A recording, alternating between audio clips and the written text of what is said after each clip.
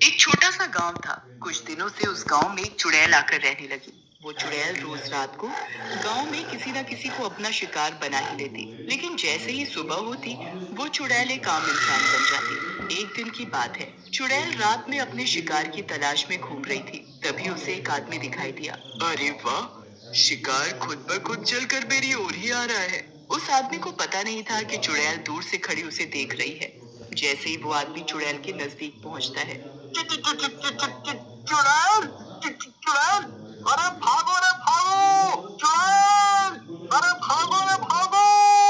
अरे भागता कहाँ है? इतनी देर से मैं तेरा ही तो इंतजार कर रही थी। तभी चुड़ैल उस आदमी को भागने नहीं देती और झट से पकड़ लेती है। अब मैं तेरा गर्मा गर्म खून पीऊंगी। चुड़ैल जी मुझे छोड़ दो, जाने दो मुझे जाने दो, मुझे जाने दो।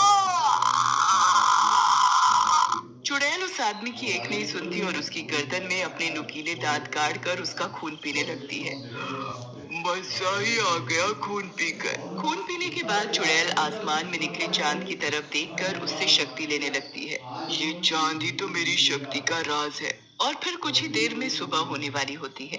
इससे पहले कि कोई मुझे देखे, मुझे यहाँ से चले जाना चाहिए। और फिर जैसे ही सुबह होती है, देखते ही देखते चुड़ैल एक आम औरत के रूप में आ जाती है।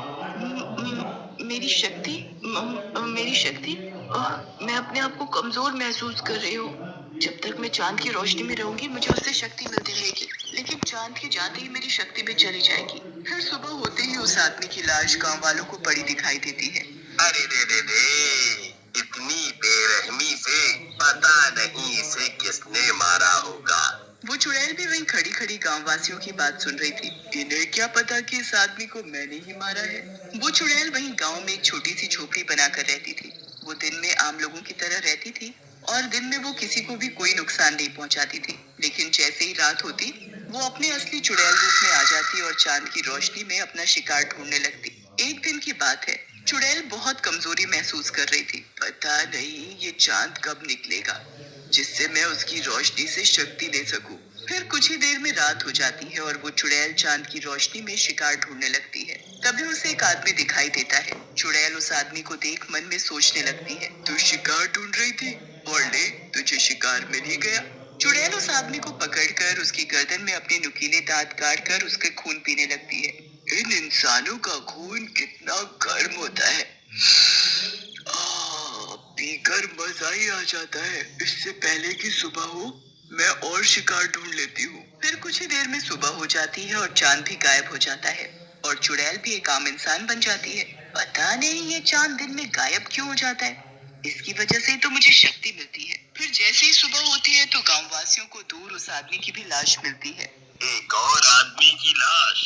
समझ नहीं आ रहा कि रात होते ही कौन गांव वासियों को मारकर उनका खून पी रहा है। तभी एक गांववासी कहता है, मुझे तो लगता है कि हमारे गांव पर किसी चुड़ैल का साया है।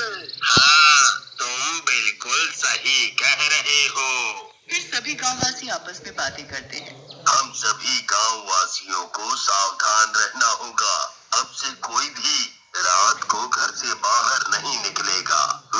अगर ये लोग रात में घर से बाहर नहीं निकलेंगे, तो मैं इन गांव वालों का शिकार कैसे करूंगी? मैं तो केवल रात में ही चांद की रोशनी में शिकार कर सकती हूँ। दिन में तो वैसे ही मेरी शक्ति चली जाती है।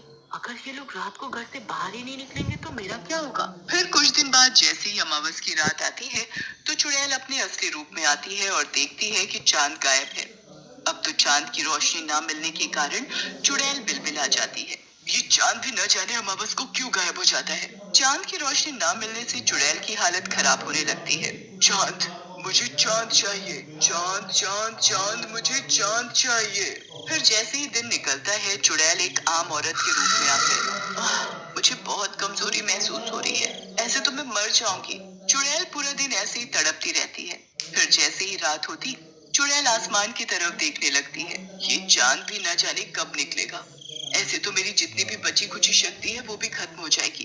तभी चुड़ैल के मन में एक विचार आता है, क्यों ना मैं चांद को ही चुरा लूं, जिससे चांद हमेशा मेरे पास ही रहेगा और मेरी शक्ति भी कम नहीं होगी। फिर कुछ दिनों बाद जैसे ही चांद दिखाई देने लगता है, तो चुड़ैल एक मटका लेकर सीधा आसमान में चांद के पास पहुंच जाती है और चांद को तोड़कर धरती पर ले आती है। फिर उस चांद को चुड़ैल एक मटके में कैद कर लेती है। आखिर मैंने चांद को चुरा ही लिया। फिर चुड़ैल मटके को अपने कमरे में रख देती है, लेकिन चांद ना निकलने के कारण पूरे गांव में अंधेरा ही अंधेरा छा गया। सभी गांववासी आपस में बातें करते हैं। आज इस चांद को क्या हो गया? कितनी देर हो गई, निकल ही नहीं रहा। सारी रात निकल जाती है पर चांद नहीं निकलता। ऐसे ही कुछ दिन बीत जाते हैं, पर चांद फिर भी नहीं निकलता तो गांववासियों को चिंता सताने लगती है। न जाने ये चांद को क्या हो गया है, जो आजकल दिखाई ही नहीं देता। आज से पहले तो ऐसा कभी नहीं हुआ। ये तो बड़ी चिंता की बात है भाई। अब तो चुड़ैल को जब